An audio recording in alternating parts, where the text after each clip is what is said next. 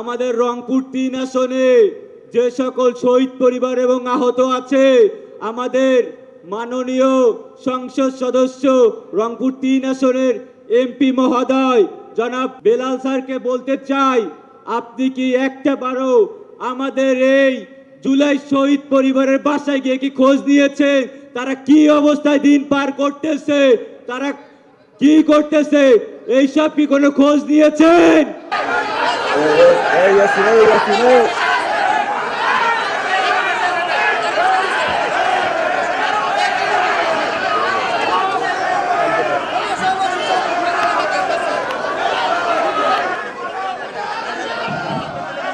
বসেন, সবাই বসেন। এখানে আপনারা জুলাইটাকে আপনারা বিতর্কিত করতেছেন। বসেন, সবাই বসেন। এখানে বক্তব্য দিবেন, কেউ কাউকে আক্রমণ করে কথা বলবেন না, কেউ কাউকে ছোট করে কথা বলবেন না। এই জুলাই যুদ্ধ আজকে আমরা এখানে যেখানে দাঁড়িয়ে আছি, এই অর্জন শুধু কারো একার অর্জন না, এই অর্জন সকলের অর্জন। এখানে যারা আছেন, এখানে যারা বসে আছেন সবাই সম্মানিত লোক। আপনারা এখানে যারা বসে আছেন, আপনারা বলেন রংপুরে কতজন শহীদ হয়েছিল বলেন তো একজন। রংপুরে একজন সাংবাদিক শহীদ হয়েছিল, সেই সাংবাদিকের নাম বলেন। আপনারা তো সাংবাদিকের নাম বলেন নাই। আপনারা যে বক্তব্য দিচ্ছেন, আমি লক্ষ্য করলাম আপনারা বক্তব্য দিচ্ছেন মনের মধ্যে আপনারা একটা রাজনৈতিক উদ্দেশ্যে আপনারা মনের মধ্যে বক্তব্য দিচ্ছেন। এটা কোনো রাজনৈতিক দলের একার অর্জন নয়। এই জুলাই যুদ্ধ, আজকে জুলাই যুদ্ধ হবে। আমি 17 বছর এডিশনাল এসপি ছিলাম। এখানে পুলিশ কমিশনার ছিল একজন ফ্যাসিস্ট, সে আমার জুনিয়র হওয়া সত্ত্বেও আমি কিন্তু এডিশনাল এসপি ছিলাম। আমি ডিএসপি প্রমোশন পাই নাই। আমার ফেসবুকে ঢুকলে আপনারা দেখবেন জুলাই 3 তারিখে আমি ফেসবুকের প্রোফাইল পিক লাল করে দিয়েছিলাম। জুলাই 4 তারিখে আমি আমার ফ্যামিলি নিয়ে রাজপথে ছিলাম। এই ইউনিফর্মে তোয়াক্কা না করে, এর সময় তোয়াক্কা না করে, চাকরির তোয়াক্কা না করে আমি এটা রাজপথে ছিলাম। আর এই জুলাই যুদ্ধ শুধু আপনাদের না, আমাদের ছাত্রদের সাথে অভিভাবকরা রাস্তা নেমেছিল। অস্বীকার করতে পারবেন? এই জুলাই যুদ্ধ সকলে আপনাদেরকে মানুষের প্রতি রেসপেক্ট রাখতে হবে, সম্মান বোধ রাখতে হবে, মিউচুয়াল রেসপেক্ট রেখে কথা বলবেন। এখানে কেউ জুলাই যুদ্ধকে বিক্রি করে অর্জন করে কারো এটা একার নয়। এখানে যারা বক্তব্য রাখতেছেন আপনাদের সামনে এখানে সম্মানিত লোকজন বসে আছে, এটা কোনো ফেলনা লোকজন নয়। রাজনৈতিক বক্তব্য দেওয়ার সময় আপনারা কাউকে ছোট করবেন না। আপনারা যেখানে এখানে বক্তব্য দিবেন নিরপেক্ষ দৃষ্টিতে এবং সুন্দরভাবে বক্তব্য দিবেন, সম্মান রেখে। আপনার রাজনৈতিক মাঠে আপনারা রাজনৈতিক বক্তব্য দিবেন।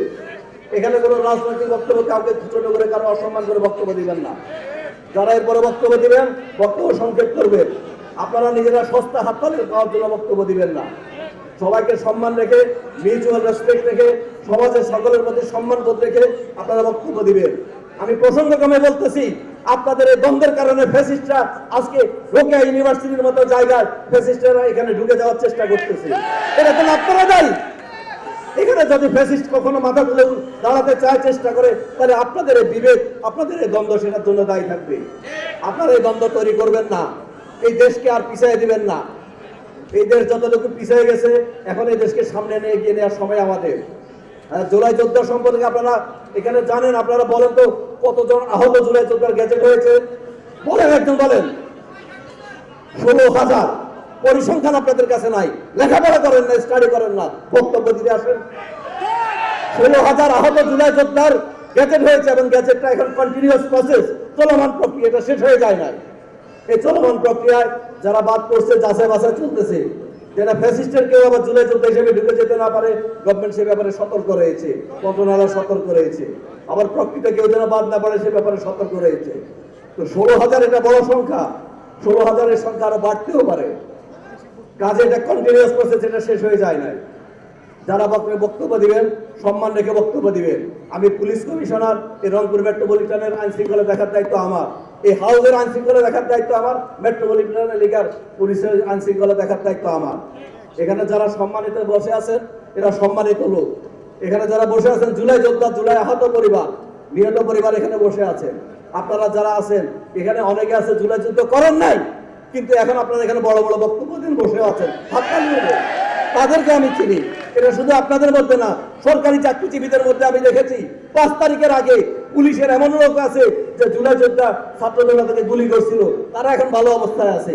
আমরা তো সহ্য করে যাচ্ছি, বুকটা ফেটে যায় কিন্তু সহ্য করে যাচ্ছি। কাজে এখানে যারা আছেন, যারা বক্তব্য দিবেন সুন্দরভাবে, একটা সুশৃঙ্খলভাবে সম্মান রেখে সবার সাথে বক্তব্য দিবেন। ধন্যবাদ।